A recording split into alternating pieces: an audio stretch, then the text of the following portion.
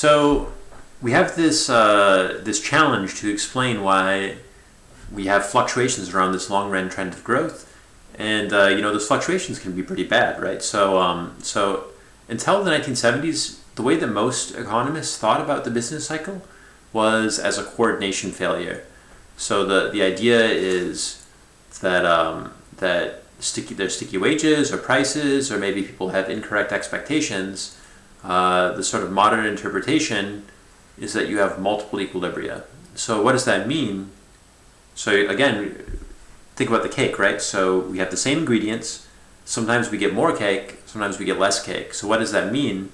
How could that be? Well, each of those situations, 2 cakes or half a cake, that's an equilibrium. So if we were in class, I run this little experiment, which is a politically correct version of this famous observation by Keynes about a Keynesian beauty contest. So rather than talking about which girl we think is more beautiful, as in the original example, we're going to say which pattern is more pleasing to the eye. So the idea is, in class, I typically ask people to answer this individually. People have some distribution of guesses, and then I ask them again. Oh, I forgot a very important part of this setup. Good thing I'm not in class.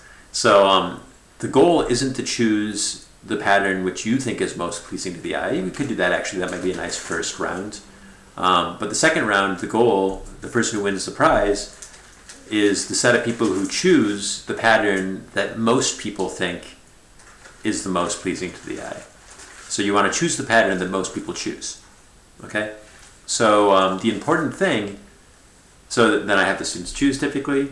Okay, that's the second one. And then the third one is I ask the same question, which pattern do you think most people will choose?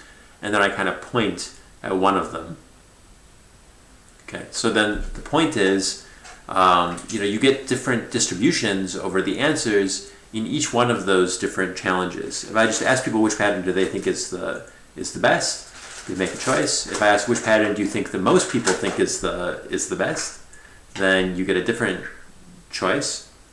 And then if I sort of point at one of them, then people sort of have this fixed point. They have this reason to choose one of the patterns. One pattern is different than the others. I'm pointing at it. Then usually, at least you get a larger share of people choosing that pattern. Even though I didn't say it's the most beautiful, I'm just pointing at it. But the very fact that I'm pointing at it lets you sort of focus on that one pattern. So the point of this example, let's see if I have it on the next slide. Yeah, I don't still need to say it. The point of this example is, when you think about, say, the stock market or investing, what you're trying to choose isn't necessarily the business you think is going to do the best. You're only one small stockholder. You want to choose the business that everybody thinks is doing the best. See what I mean? So, suppose that everybody thinks that, Amazon is going to grow, but I have inside information that Amazon's actually not doing as well. At least in the short run, maybe I still want to invest in Amazon just because of this, because that's going to, the fact that everybody else believes it's going to grow is going to make the stock go up or whatever. So that's this idea of multiple equilibrium. Everybody thinks everything's doing bad, then maybe I want to, even if I have a different idea, I might want to also go along with everybody else. So you can have these multiple equilibria. Let me give you the examples on the slides. So, bad equilibrium is that firms think that consumers aren't really buying, so they produce less and they lay off workers. And since they lay off workers, then the people also demand less. And if that's sort of an economy-wide phenomenon, then we're in the bad equilibrium. What's the good equilibrium? Well, firms think consumers are going to demand more, they hire more workers and there's more production, and then because they hire more workers, the workers have more income and they demand more. So the same technology, same amount of workers, same amount of capital, same technology, yet in one situation you get lots of production, in one situation you get less production. See, so it depends a little bit on expectations and expectations about what everybody else is going to do. If you have multiple equilibria, it's sort of an interesting situation. Why? Because there's a role for the government.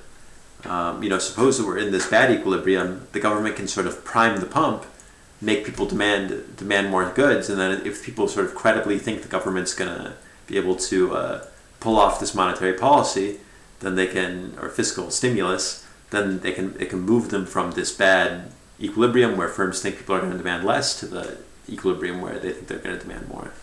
So, I mean, that's kind of what's interesting about the Keynesian way of thinking about these multiple equilibria, is that you have a role. The government actually can help people choose. Now, we're not going to talk about this sort of multiple equilibria model more today, but when we talk about sticky prices in a couple of weeks, then we're going to be explicitly talking about a model where you have several equilibria potentially.